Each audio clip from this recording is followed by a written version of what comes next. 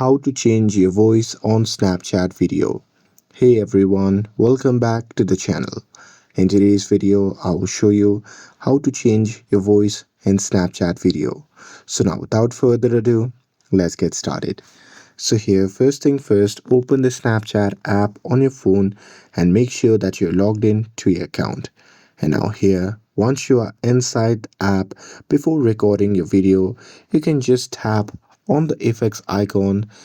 And here, once you have selected the effect, you can simply swipe up from the bottom and there you'll see different option. So here from the table, just tap on the search icon, and here once you tap on it, now here next just tap on the search bar at the top and there simply type voice changer and search for it. And now here, once you search for the voice changer, it will show you different voice effects such as child voice, alien voice, baby voice as well. So here you can just choose the voice effect, and here you can just tap on it if you want to use it. And once you do that, the effect will be applied to your camera.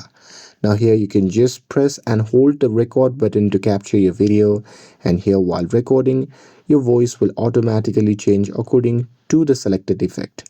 And that's it. That's how you can change your voice on Snapchat video.